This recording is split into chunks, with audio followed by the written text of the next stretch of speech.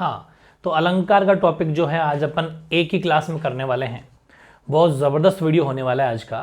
ये जो टॉपिक है 2024 में इसको थोड़ा सा कुछ चीज़ें और जोड़ दी गई। हालांकि अपन ने पहले अलंकार बहुत ज़बरदस्त तरीके से पढ़ लिया था, लेकिन इस बार क्या है कि कुछ चीज़ें और जोड़ी हैं। इसलिए अपने बिल्कुल बोर्ड के सिलेबस को ध्यान में रखते हुए अलंकार के अपन प्रकार क्या क्या पढ़ेंगे अलंकार में। श्लेष अलंकार, अनुप्रास अलंकार, यमक अलंकार, भ्रांतिमान अलंकार, विरोधाभास अलंकार, विभावना अलंकार, अतिशयोक्ति अलंकार, वक्रोक्ति और संदेह के जितने भी 8-9 प्रकार के आपके दे रखे हैं, सीधा सीधा क्वेश्चन आपके यहाँ से आता है। ठीक है, लेकिन क्या क्या आने वाला है उसका पूरा डिटेल से अपन चर्चा करेंगे। पिछले 2-3 सालों में मॉडल पेपर में क्या क्या आ रहा है, पिछले 2-3 सालों के बोर्ड एग्जाम में क्या क्या आ रहा है, वो सब बातें अपन करने वाले हैं। और इस साल का जो 2300 इसका मॉडल पेपर है उसमें इन्होंने बोर्ड वालों ने क्या क्वेश्चन दिया है, सारी कुछ इस पर आज के सेशन में चर्चा करेंगे। शर्त एक ही है कि आपको सारी चीज़ें नोट करनी है, हाथों हाथ लर्न करनी है। इसके बाद मैं आपका लाइव टेस्ट ले लूँगा तो सारे डाउट और ज़्यादा आपके क्लियर हो जाएंगे। ठीक है, दूसरी बात मैं आपको ये कहना चाहता हूँ कि जैसे हर अलंकार की डेफिनेशन बहुत इंपॉर्टेंट है। हर अलंकार की डेफिनेशन वेरी इंपॉर्टेंट है और मैंने आपके लिए डेफिनेशंस भी सबकी लिखी है ज़बरदस्त तरीके से, वेरी इजी वे में। इसलिए एक प्रश्न तो आ सकता है डेफिनेशन का, एक क्वेश्चन या प्रश्न आ सकता है कि इसमें कौन सा अलंकार, एक लाइन दे देंगे, काव्य की जो लाइन होती है ना वैसे दे देंगे। इसलिए पूरी बातें बड़े ध्यान से आपको सुननी है, डेफिनेशंस आपको जरूर याद करनी है। तो ये तो फिर बाद में बात करूंगा मैं आए हुए क्वेश्चन, जैसे कि 23 में आया, 22-23 का मॉडल पेपर है, ये 22-23 का मॉडल पेपर है, ये 21-22 का मॉडल पेपर है, ये अपने 21-22 का मॉडल पेपर है, ये 22 जो भी क्वेश्चन है अपन बाद में लेंगे। क्यों? क्योंकि पहले अपन अलंकार के बारे में जानना चाहेंगे, फिर अपन वापस वहां पर आ जाएंगे ताकि आप खुद भर पाएंगे उनको, है ना, कोरिलेट कर पाएंगे कि हाँ इसमें ये अलंकार है। अब सुनो, अलंकार की मैं अगर बात करूं तो अलंकार की एक छोटी सी डेफिनेशन है संस्कृत श्लोक के अकॉर्डिंग कि काव्य शोभा करान धर्मान अलंकार प्रशिक्षित, है ना, यानी कि जो काव्य की शोभा बढ़ाने वाले शब्द ही क्या हैं, अलंकार है। अलंकार क्या है भाई, जैसे जितनी भी एक एक पंक्तियां लिखी रहेगी, काव्य की पंक्तियां होती है, गद्य की तो आपको वैसे ही आ जाती है ट्रांसलेशन करना, लेकिन काव्य की जैसे 2 हैं श्लोक टाइप पंक्तियां होती है, लाइन्स वो होती है, तो काव्य की जो शोभा बढ़ाते हैं वो अलंकार कहलाते हैं। Very easy. दूसरी बात, अलंकार शब्द का शाब्दिक अर्थ, अगर मैं तभी तो कहते हैं ना इस अलंकार शब्द का जो शाब्दिक अर्थ है सिर्फ अलंकार शब्द का, तो उसका होता है आभूषण। भाई जैसे किसी भी अपने शरीर पर जब आभूषण पहनते हैं, मतलब गहने, मान लो गहने आभूषण जब पहनते हैं तो शरीर की सुंदरता बढ़ जाती है। वैसे अलंकार क्या है, ये काव्य की शोभा बढ़ाते हैं, उनकी सुंदरता बढ़ाते हैं। लेकिन अगर इसको सिस्टमेटिक ढंग से पढ़ा जाए तो कुछ भी बाहर नहीं है, बस ध्यान से पढ़ना है। अलंकार बेसिकली 3 प्रकार से पढ़े जाते हैं, शब्दालंकार, अर्थालंकार और उभय अलंकार। हालांकि ये सिर्फ मैंने नाम लिखे, इन पर आपको चर्चा बिल्कुल नहीं करनी है, लेकिन हाँ कोई MCQs आ जाए तो अलंकार बेसिकली 3 प्रकार का होता है, शब्दालंकार, अर्थालंकार और उभय अलंकार। बस इतना सा, इस पे और कुछ नहीं। अब अपन एक एक उठाएंगे और एक एक की नस चेक करेंगे ढंग से। पहला है अनुप्रास अलंकार।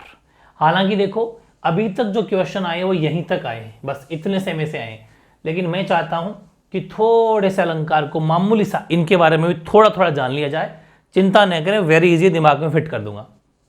अनुप्रास अलंकार क्या होता है कि जहां काव्य पंक्ति में वर्णों की आवृत्ति 1 से अधिक बार हो, रिपीटेशन हो 1 से ज्यादा, ठीक है, और ये चीज है, अब रिपीटेशन तो हो ही हो, लेकिन स्वरों की समानता हो या असमानता ये कोई गारंटी नहीं। स्वर क्या होता है भाई, हिंदी में स्वर का मतलब है 11 स्वर होते हैं, ए आ ई उ री, ये सब है ना। तो मतलब वर्णों की आवृत्ति तो होती है, रिपीटेशन तो होता है, लेकिन स्वरों की समानता हो या विषमता, वो दोनों ही हो सकती है, समानता भी हो सकती है, विषमता भी हो सकती है। मतलब जैसे मैं कहूं कि भगवान भक्तों की भयंकर बुरी भीति भगाइए, तो आप कहेंगे इसमें भय का रिपीटेशन, सिर्फ भय का रिपीटेशन नहीं है, भय का तो रिपीटेशन है, लेकिन स्वर अलग अलग भी है। जैसे यहाँ पर ब है, लेकिन यहाँ पर भू है, मतलब ऊ की मात्रा है, तो भय भी है, तो हो गए ना स्वर, समान भी है तो असमान भी है, ये चीज है। तो ध्यान रखें, अनुप्रास अलंकार वहां पर होगा कि शब्दों का रिपीटेशन हो सकता है, वो चाहे समान हो चाहे असमान हो, ये आपको ध्यान रखना, भय भू भी। ठीक है, अगला सगन कुंज छाया सुखद शीतल सुरभि समीर, स सु सी सु से, मतलब से का रिपीटेशन है। तो अब आपको करना क्या है कि यहां लिखेंगे आप से का क्या बोलते हैं इसको, से का रिपीटेशन का मतलब अपन कर देंगे से की आवृत्ति, से की आवृत्ति हुई है, से की आवृत्ति, यहां पर भय की आवृत्ति हुई है, ठीक है। लेकिन उनमें स्वरों की समानता नहीं है, असमानता भी है। कैसे कि यहां पर देख लो सु है, कहीं पर से है, कहीं पर सी है। तो ध्यान रखें अनुप्रास अलंकार का मतलब ये है जहां बस आपको सीधा सिंपल बिल्कुल इजी वे में समझना, डेफिनेशन याद कर लो कि जहां काव्य पंक्ति में वर्णों की आवृत्ति एक से अधिक बार हो, बस, ठीक है, रिपीटेशन हो, बस ये है कि उसमें स्वरों की समानता या समानता दोनों हो सकती है। एग्जाम अब मैंने ये तो चलो वैसे आपके लेवल का तो हो गया, लेकिन इस बार क्या है कि हर साल बोर्ड जो पुराना होता जाता है, या ऐसा मान लो कि जो हर नई साल होती है, अपन चाहते हैं कि कोई अंदर भी थोड़ा सा पढ़ लिया जाए, घूम लिया जाए। अनुप्रास के बेसिकली वैसे तो 4 भेद बताए गए हैं, लेकिन एक 5वां भी है 6 का अनुप्रास, सॉरी वो क्या नाम उसका मैं बोल, लाटानुप्रास, लाटानु 5वां भी है।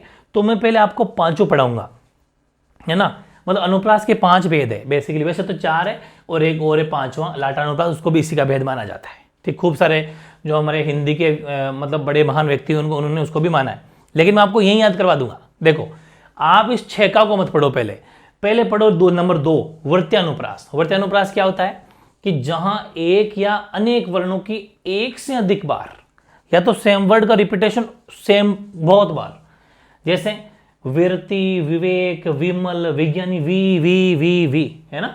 अब वहां पर वृत्यानुप्रास होता है, वहां पर वृत्यानुप्रास होता है जहां पर एक या फिर एक से ज्यादा भी हो सकते हैं, उसका बार बार रिपीटेशन वृत्यानुप्रास होता है। मतलब हालांकि वैसे तो अनुप्रास ही पढ़ना है आपको, लेकिन क्या पता कभी कभी पूछ ले कि ऑप्शन में देखे, हालांकि वैसे तो खाली जगह में क्वेश्चन आएगा ये, तो फिल इन ब्लैंक्स में आप अनुप्रास लिख देना, लेकिन वृत्यानुप्रास लिख देते तो और ज्यादा अच्छा बन जाता है, कोई दिक्कत वाली बात नहीं है।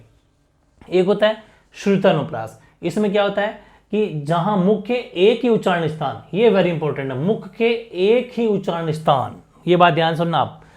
अब ये थोड़ी लेवल की बात है, श्रुत्यानुप्रास मुख का एक ही, मुख हमारे क्या कि मुख्य आधार पर, हाँ मैंने आपके लिए कुछ एक टेबल बनाई जो वैसे मैं कंपटीशन में पढ़ाता हूं, लेकिन आप भी पढ़ सकते हैं कि जैसे मैंने मतलब अपन जो बोलते हैं, जैसे अकु हवि कंठ है, ट्रिक है, फॉर्मूला है संस्कृत का, अकु हवि कंठ है, मतलब ये जितने भी वर्ड होते हैं वो कंठ से बोले जाते हैं। ए का मतलब एगा, के का मतलब के वर्ग पूरा, तो अपन को तो के वर्ग देखना, क ख ग गड़ है, आप ले इनकी तरफ मत ध्यान दो, के ख गड़ और है और वह, है का मतलब है और वी का मतलब, ये कंठ से बोले जाते हैं, मतलब कंठ से बोले जाने वाले ये सारे शब्द हैं। तो अब वहां पर क्या चीज आपके, उसने क्या कहा कि वह शब्द, ध्यान से समझो, कि वह शब्द जहां पर उच्चारण स्थान है ना, एक ही उच्चारण स्थान हो, जैसे दीनांत था, थे दीनानाथ डूबते, यहां पर दीना द का वर्ड, द वर्ड का यूज हो रहा है। तो देखो मैं बताऊं आपको कि यहां पर क्या चीज हुई है, बहुत इंपॉर्टेंट है।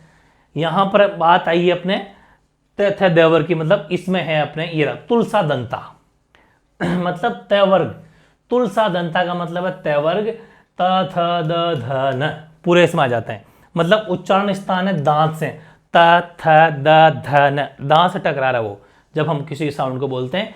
वैसे ऋतुरस मूर्धा, मूर्धा ऊपर वाला तल से बोलते हैं, ट ठ ड बोल के देखो वहां पर ट ठ ड ढण है, ठीक है। इस तरीके से एक और लिख लो कहीं पर, उपु ओष्टो, प वर्ग, मैन प फ ब, मतलब होठों से जो से बोलते हैं, लिप्स से, बस ये चीज आपको समझनी है। तो अब आपको पता चल जाएगा कि मैं कहना क्या चाह रहा हूं, वो साइड में कहीं उतार लेना, मतलब जहां ऐसे वर्णों की आवृत्ति हो जो मुख से एक ही उच्चारण स्थान से उच्चरित हो, जैसे कि दीनांत था, थे दीननाथ डूबते, तुलसीदास सिद्धत निस निस देखत तुम्हारी निठुराई। अब अगला में क्या है, तुलसीदास में तय आ रहा है, तुलसीदास सिद्धत निस दिन देखत, तय है ना, तय थ द का रिपीटेशन है, तय का न, मतलब त थ द ध न उसी लाइन का है, मतलब त थ तुलसा दंता, मतलब सभी को सभी दांत से प्रोनाउंसिएशन किए जा रहे हैं, मतलब कि एक ही उच्चारण स्थान से जब किए जाते हो तो वो श्रुत्यानुप्रास है। वैसे दिनांत था, थे दिन्ना था, त थ द धन है ना, त थ द धन है, वो भी दंता ही है, त थ द धन, दे का यूज हो रहा है, थे का यूज हो रहा है, दे का यूज हो रहा है, थे का यूज हो रहा है। तो ये चीजें हैं जिसका ज्यादा एक ही स्थान से जो है उच्चारण स्थान हो, वहां पर श्रुत्या हो जाता है। अंत्या छंद के चरणों के अंत में जहां एक समान, छंद के लास्ट में, जैसे काली काली अलकू में, आलस मद पलकू में, ठीक है, देखो यहां पर अलकू में, पलकू में, वैसे ही लास्ट की बात कर रहा हूं, लास्ट की, अंत प्राणों का मोह आज सब मिलकर मिलकर आओ, मातृभूमि के लिए बंधुर अलग जगाओ, मतलब साउंड लास्ट का, अंत में वर्णों का एक समान वर्णों का प्रयोग हो, वहां पर अंत्या, अंत्या मतलब अंत में, अंत्या मतलब अंत में, कि यहां पर देखो अलकू में पलकू में सेम साउंड आ रहा है, वैसे ही कर आओ जगाओ, कराओ जगाओ, बढ़ाओ पढ़ाओ, मतलब समझ आ रहे हो ना। तो ये एक साथ पूछा जाएगा, ये एक साथ पूछा जाएगा, तो आप आराम से बता सकते हो कि अंत्यानुप्रास है। हालांकि लेवल की बात है, हिंदी साहित्य वालों के लिए बेनिफिट हो रहा है, लेकिन अपन भी चाहें तो अनुप्रास में अंत्यानुप्रास अगर लिखेंगे तो और ज्यादा इफेक्टिव आंसर होगा। फुल बटा फुल की तैयारी करें अपन। एक है लाटानुप्रास, ये वेरी इंपॉर्टेंट है, पांचवा। इसमें शब्दों या वाक्यांशों की आवृत्ति होती है एज इट इज, पूरा वाक्यांश का वाक्य, शब्द नहीं, या तो शब्द या पूरा का पूरा वाक्यांश बेसिकली, कि पराधीन जो जन नहीं स्वर्ग नरक का हेतु, पराधीन जो जन नहीं स्वर्ग नरक का हेतु, मतलब यहां पर देखो कि पराधीन जो जन नहीं स्वर्ग नरकता हेतु, और पराधीन जो जन, अभी यहां पर नहीं जुड़ गया, ये इसके पहले आ गया, और बाकी मतलब ये वो मैं कहता हूं रहता हूं ना आपको। एक में बात लिखूं, मैंने कहा रोको मत जाने दो, मैंने कहा रोको मत जाने दो, रोको मत जाने दो, एक तो ये बात कही मैंने। इसको मैंने ऐसे कही, रोको कोमा लगा दिया, मत जाने दो अल्पविराम लगा दिया, मतलब इन दोनों सेंटेंस में रात और दिन का फर्क हो गया उस कोमा की वजह से। रोको मत जाने दो का मतलब है जाने दो मत रोको, इसमें रोको मत जाने दो, सेंटेंस वही है, वाक्यांश वही है, लेकिन इस कोमा की वजह से तो वही चीज हुआ कि पराधीन जो जन नहीं स्वर्ग नरकता हेतु, वैसे ही पराधीन जो जन नहीं, कोमा लग गया, मतलब ये नहीं के बाद कोमा लगा, सेंटेंस का अर्थ बदल गया। तो यही चीज है कि शब्दों या वाक्यांशों की आवर्ती तो होती है, और उनके अर्थ में कोई अंतर बेसिकली ज्यादा नहीं होता, बस आवर्ती होती है, अर्थ में भी ज्यादा अंतर नहीं होता, बस कोमा का फर्क पड़ जाता है। तो ये ध्यान रखें, लाटानुप्रास वेरी इंपॉर्टेंट है, अलग से पूछा जा सकता है कि इसमें शब्दों या वाक्यांश की आवर्ती होती है, उनके अर्थ में भी ज्यादा कोई अंतर नहीं होता, बस वो जो अल्पविराम का थोड़ा आगे पीछे हो जाता है। एग्जाम्पल डाल सकते हो कि वे घर है वन ही सदा, जय है बंधु वियोग, वे घर है वन ही सदा, जय नहीं है की जगह क्या आ गया, नहीं बंधु वियोग। समझ पा रहे हो ना, इतना सा फर्क है। जो है चाकर तो ना चाकर, जो न चाकर तो ना चाकर, मतलब यहां पर है की जगह न लग गया, ठीक है ना, बस इतना सा ही फर्क है। बाकी कुल मिला के पूरे की पूरे वाक्यांश की सेम रिपीटेशन, इतना काहे को दिमाग लगाना है, सेम टू सेम वाक्यांश वापस आ जाए ना, बस उसमें है की जगह न आ जाए बस, तो वहां पर लाटानुप्रास। तो ये तीनों चारों याद हो गए ना। अब बचा कौन, वो 6 का अनुप्रास है, मतलब इसमें एक या एक से अधिक वर्णों की आवर्ती, जैसे कि कानन कठिन भयंकर भारी, उसमें एक ही बार होती है, जैसे कानन में का क भ भा, मतलब एक ही बार होता है, एक ही शब्द, का तो आ रहा है लेकिन का एक ही बार है, के एक फिर भय फिर भा, तो ये 6 का अनुप्रास। आप चाहें तो इतना सा याद कर लेना, लेकिन मैं चाहता हूं कि लेवल का अगर पेपर आ जाता है तो कोई शब्द नहीं छूटने चाहिए, इसलिए अपने इसको भी कंप्लीट कर लिया। बस इस अनुप्रास को अपन थोड़ा डीप करना है, बाकी वेरी इजी है, ठीक है। अब नंबर 2 श्लेष। श्लेष में कोई दिक्कत नहीं है, जब वाक्य में एक शब्द केवल एक ही बार आए, एक शब्द आएगा एक ही बार, लेकिन अर्थ अलग अलग दे जाएगा, उस शब्द के 2 या 2 से अधिक अर्थ निकले, तब श्लेष अलंकार होता है। जैसे पानी गए ने उबरे मोती मानस छून, अब यहां पर पानी शब्द एक ही बार है, लेकिन पानी एक बार मोती के लिए यूज हुआ है, मानस के लिए चून अलग अलग यूज है। यहां पर पानी मोती का मतलब चमक है, यहां पर मानस का मतलब इज्जत है, और इस चून के लिए पानी का मतलब जल है। समझ गए, मतलब पानी शब्द का प्रयोग एक ही बार हुआ है, लेकिन उसके अर्थ अलग अलग 2 या 2 से अधिक अर्थ निकल रहे हैं। Very easy. वैसे ही एक एग्जाम्पल लिया मैंने, विमलांबरा रजनी वधु अभिसारिका सी जा रही, यहां पर विमलांबरा एक ही वर्ड यूज हुआ है, लेकिन वो देखो रजनी यानी अब यहां पर स्वच्छ आकाश के लिए, वापस ये अपने स्वच्छ वस्त्रों के लिए, ठीक है ना। अब मेरी बात समझ, अब एग्जाम में कैसे पहचानेंगे, तो पानी गए ने वो तो खैर एक शब्द है, यहां पर विमलाम्रा रजनी वधु अभिसारिका सी जा रही, तो ये विमलाम्रा जो है वो रजनी के लिए स्वच्छ आकाश के लिए यूज हुआ है कि स्वच्छ आकाश है ना, और अभिसारिका में यानी कि जो स्वस्थ वस्त्रों वाली है उसके लिए विमलाम्रा जो स्वच्छ वस्त्रों वाली जा रही है, यहाँ पर स्वच्छ आकाश से मतलब है। वैसे ही यहाँ पर सुब्रन, सुब्रन को ढूंढत फिरत कवि व्याभिचारी चोर। अब सुब्रन का मतलब क्या होता है? सुब्रन का मतलब होता है एक अच्छाई, एक मतलब कुछ किसी में अच्छा ही मान लो, सुब्रन अच्छी चीज के लिए सुब्रन ढूंढते फिरते, कौन कौन फिरते हैं? कवि, व्याभिचारी और चोर। कवि का मतलब, कवि क्या सुब्रन के लिए क्या ढूंढेगा? अच्छे शब्द ढूंढना चाहेगा कवि, कि मुझे अच्छे शब्द मिले ताकि मैं अच्छा लिख सकूं, ठीक है। और जो व्याभिचारी है, जिसका रंग रूप सही नहीं है, वो सोचेगा मुझे अच्छा रंग रूप मिले, और जो चोर है वो मिले, वो सोना मिले। मतलब ये सुब्रन को ढूंढ, हर कोई ये अच्छा के लिए या अपने आप को बढ़ाने के लिए कुछ पाने के लिए ऐसा कुछ करता है। तो ये शब्द जब भी आ जाए, मतलब जहां पर एक ही बार शब्द केवल एक बार आता है लेकिन उसका यूज बाकी सभी के लिए होता है, तो आपको पहचानना बेहद आसान है। कैसे पहचानोगे? कि यहां पर बेसिकली शब्द होगा, कोमा लग के उसके बाद में शब्द शब्द शब्द ऐसा होता है, जैसे मोती, मानस, चून। यहां पर देखो कवि, व्याभिचारी, चोर, इसका मतलब ये इसी के लिए बार बार यूज हो रहा है। बस ये अंदाजा लगा लेना, मतलब श्लेष अलंकार है, बस और कुछ भी नहीं है। वैसे मैं लाइव टेस्ट ले लूंगा आपका। यमक, जहां एक या एक से अधिक शब्दों की आवृत्ति हो किंतु उनके अर्थ अलग अलग हो, वरना तो फिर अनुप्रास में यमक में फर्क क्या रह जाएगा, ठीक है। तो यहां पर ध्यान रखें, शब्दों की आवृत्ति होती है लेकिन उनका एक ही सेम शब्दों का, लेकिन अर्थ अलग अलग होते हैं, ये ध्यान रखना। काली घटा का घमंड घटा, नव मंडल तारक वर्ण खिले। अब यहां पर घटा घटा दो जगह यूज हुआ है। तो पहली घटा, काली घटा मतलब तो बादल की घटा है, बादल की घटाएं छा जाती है, बारिश होती है। दूसरी घटा का मतलब है माइनस, कम होना, ठीक है। तो दूसरी घटा का मतलब है माइनस, यानी कि यहां पर यूज हो जाएगा अपने घमंड घटा, मतलब घमंड कम हो गया। तो ये ध्यान रखना, एक या एक से अधिक शब्दों की आवृत्ति तो होती है लेकिन डिफरेंट मीनिंग होता है, भिन्न भिन्न अर्थ होते हैं।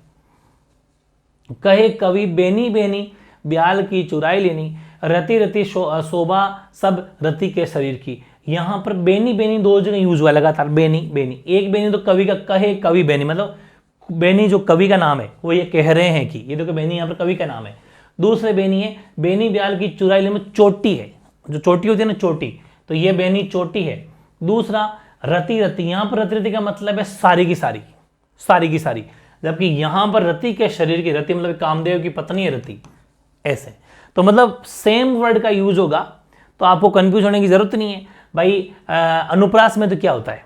अनुप्रास में तो एक पहला वर्ड होता है, वो भय भी हो सकता है, भा भी हो सकता है, भू भी हो सकता है, से, सु, सा, कुछ भी हो सकता है। लेकिन इसमें सेम टू सेम शब्द आता है, सेम टू सेम शब्द आता है लेकिन अर्थ अलग अलग होते हैं। दैट्स इट, यमक अलंकार, वेरी इजी, ठीक है। जैसे भजन कहो ताले भजो भजो ने एको बार, दूरी भजन जाते कहो सो तू भजो गंवार, है ना। जब भजन भेजने वाले दिन थे तब तो तूने भजन भजे नहीं, अब चाहे भजन भेजता फिर, ठीक है ना।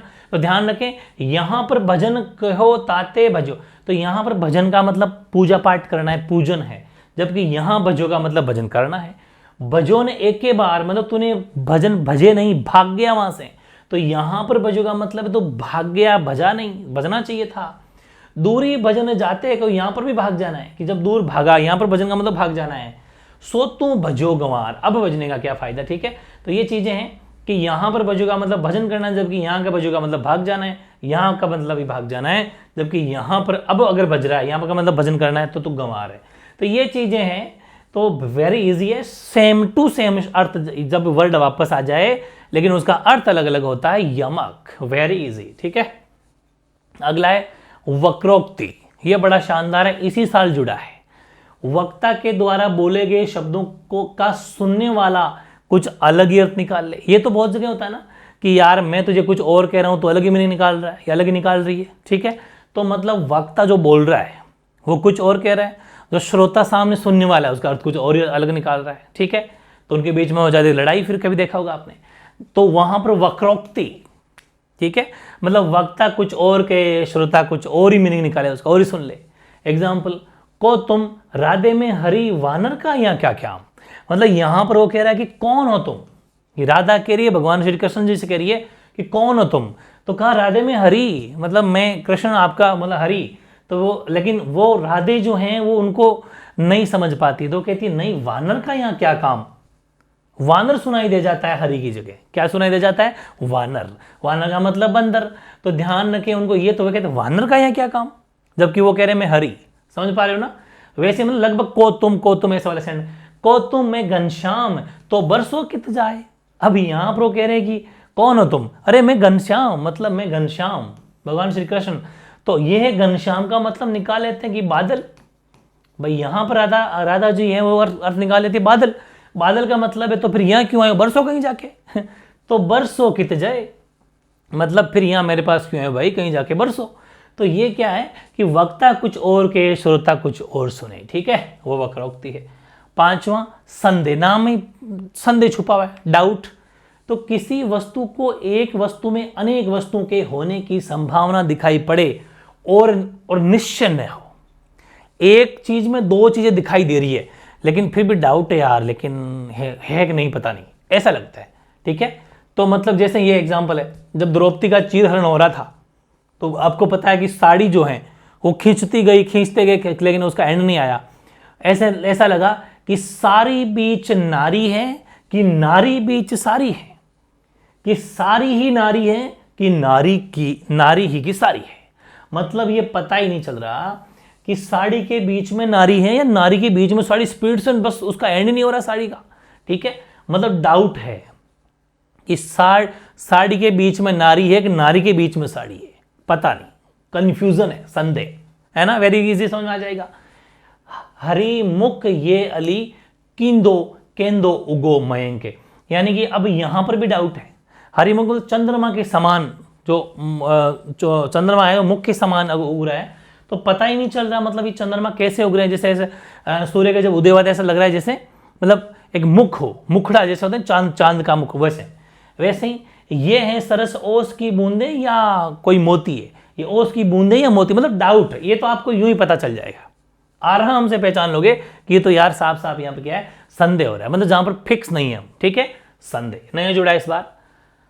छठा भ्रांतिमान थोड़ा वैसा ही है लेकिन संदेह से थोड़ी सी अलग डेफिनेशन जरूर इंपॉर्टेंट ध्यान रखना कि जब सादृश्य के कारण एक वस्तु में अनेक वस्तुओं के होने की संभावना दिखाई पड़े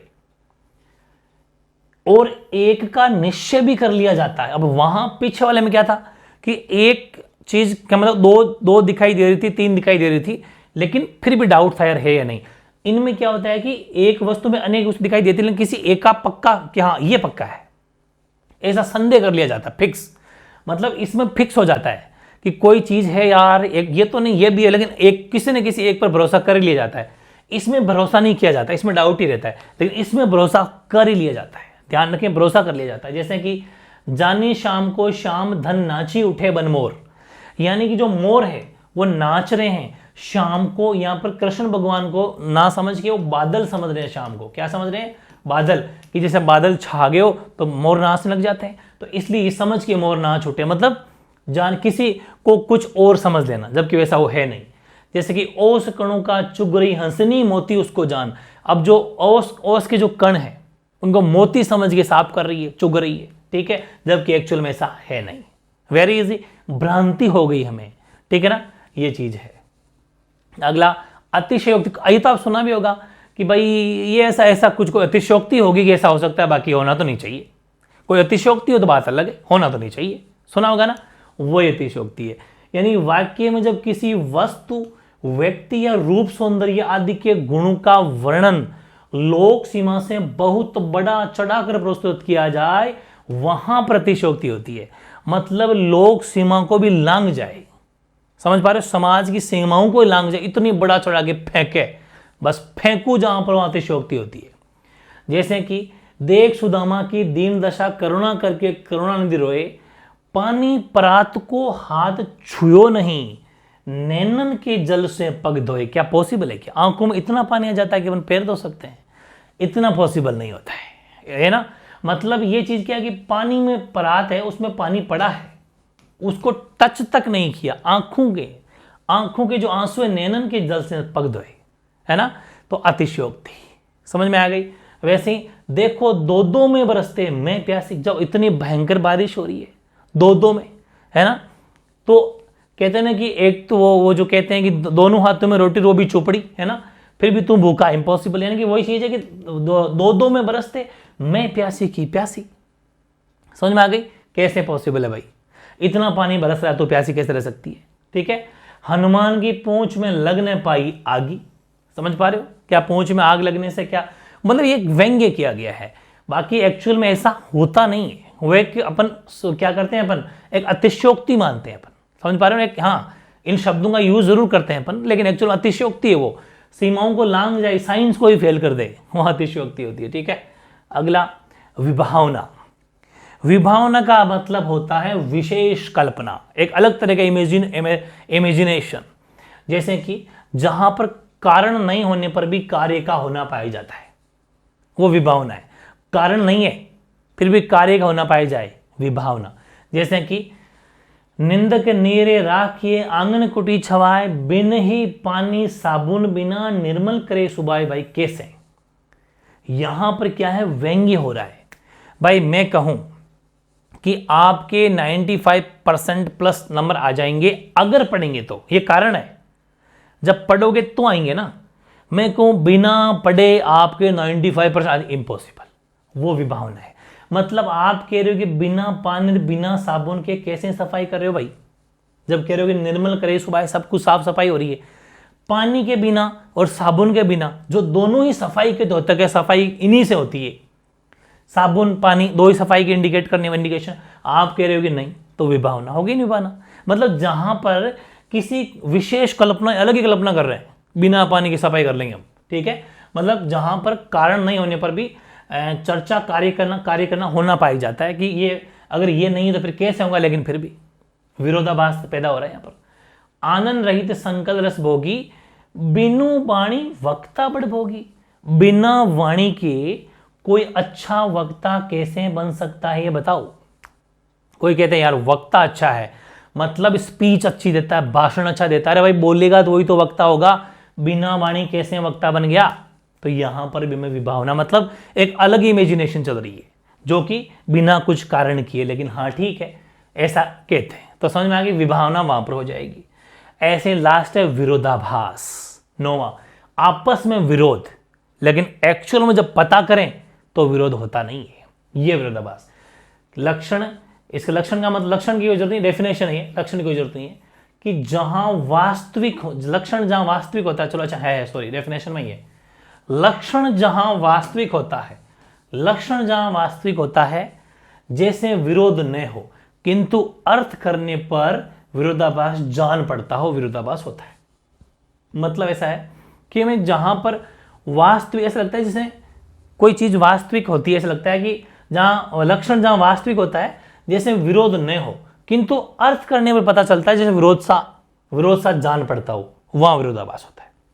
जैसे कि सुधी आए सुधी जाए, ठीक है ना, मोठी लगे अंगियान रुनाई, मीठी लगे, ये मोठी कीजिए, मीठी कर लेना, मीठी है ये। मतलब अब यहां पर है कि आंखों की जो लुनाई है, आंखों के जो आंसू है, वो अच्छे लगते हैं, ठीक है, लेकिन कब, जब वो किसी की याद में या फिर एक खुशी में आए, तब वो भी अच्छे लगते हैं। एक्चुअल में तो विरोध ही है ना, आंखों में आंसू होना कोई अच्छी बात थोड़ी है, समझ पा रहे हो? कब आते हैं आंसू, विरोधाभास हो रहा है। वैसे ही सुधी आए सुधी जाए, मतलब जब उनकी पिया की या अपने हस्बैंड की या अपने प्रियतमा की या प्रिय की याद आती है, तो उसकी याद में इतने खो जाते हैं कि याद, कोई चीज याद ही नहीं रहती, लेकिन एक्चुअल में देखें तो याद आनी चाहिए, मतलब पॉजिटिव। ये चीज है कि जहां पर विरोध न हो किंतु अर्थ करने पर विरोध साथ जान पड़े। विरोध होता नहीं है एक्चुअल में, लेकिन ऐसा लगता है कि विरोध हो रहा हो, लेकिन एक्चुअल विरोध होता नहीं है, वो पॉजिटिव है, समझ में याद आनी चाहिए। ये चीजें हैं भाई, ये था अलंकार का शेष। अब एक बार अपन चलते हैं इन पर, जो आपके 2000 जितने भी 22, 23, 21 में जितने भी पूछे गए हैं, उन प्रश्नों में आपको अभी याद हो जाएंगे कि जब कोई शब्द अपने एक से अधिक अर्थ प्रकट करे तो उस शब्द के कारण वहां पर कौन सा होगा। मैंने अभी कहा था कि जब कोई शब्द एक से अधिक अर्थ निकाले, श्लेष, डेफिनेशन देख सकते हो आप, ये देखो श्लेष की, ये कि जब वाक्य में एक शब्द केवल एक ही बार अर्थ दो या दो से अधिक अर्थ निकले, अर्थ ज्यादा निकले, बिल्कुल सही ये बात है, ठीक है, वहां पर श्लेष हो गया, वेरी इजी। फिर कनक कनक कनक कनकते सो गुनी मादकता अधिकाय, ये आपके 2023 में आया था पिछले साल।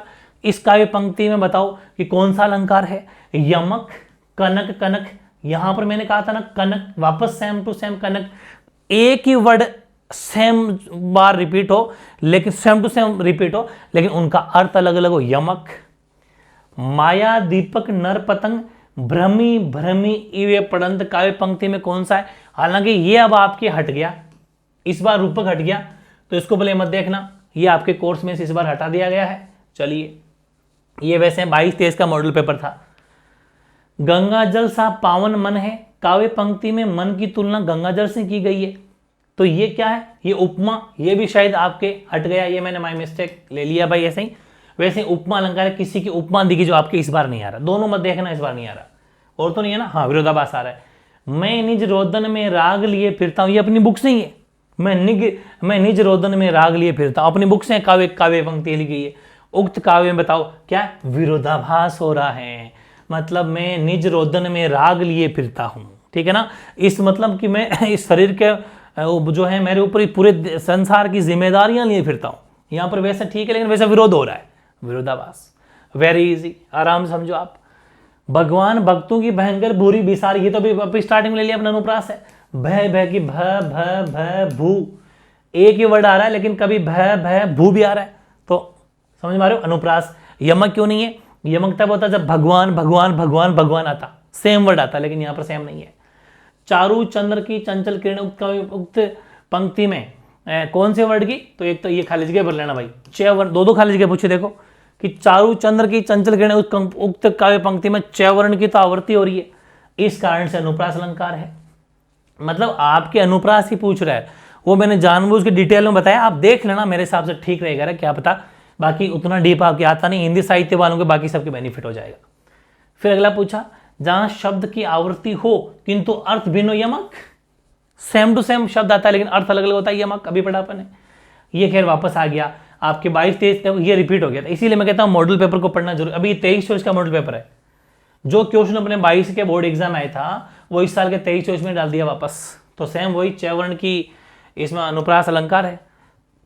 ये गिरा, ये डेफिनेशन पूछी इस बार के मॉडल पेपर में 23 चॉइस के, हाँ, कि बात बहुत बड़ा चढ़ाकर अथवा लोक सीमा का उल्लंघन करके कही जाए। मैंने कहा ना, लोक सीमा को ही लांघ दिया, तो वहां पर तो अतिशयोक्ति हुई ना, अतिशयोक्ति। तो बताओ कैसा लगा सेशन? सब कुछ दिमाग में फिट हो गया होगा, मेरे हिसाब से कोई डाउट नहीं रहना चाहिए, ठीक है? फिर भी कोई डाउट रहेगा तो कमेंट कर देना, ये मेरी गारंटी है। क्या बोला मैंने? ये मेरी गारंटी है कि अलंकार में फुल बटा फुल आपके आने वाले हैं। हिंदी व्याकरण के शानदार टॉपिक सभी एक से बड़े कर दिए हैं। ये पिछले साल भी अपने वो जबरदस्त किया था, लेकिन इस बार कुछ चीजें हटा दी, इसलिए मैंने वापस पढ़ा दिए हैं आपको। ढंग से कर लेना, लाइव टेस्ट लूंगा एक बार, फिर आपके सारे डाउट क्लियर हो जाएंगे। अनुप्रास में कोई भी क्वेश्चन आपका इससे बाहर नहीं जाएगा, बस डेफिनेशन सारी पढ़ लेना, एग्जाम्पल ढंग से समझ लेना और लाइव टेस्ट एक बार मेरे साथ दे देना, 100% आपकी तैयारी पूरी, ठीक है? तो ये था अपना अलंकार का टॉपिक। मिलते हैं फिर एक नए सेशन के साथ में। ओके।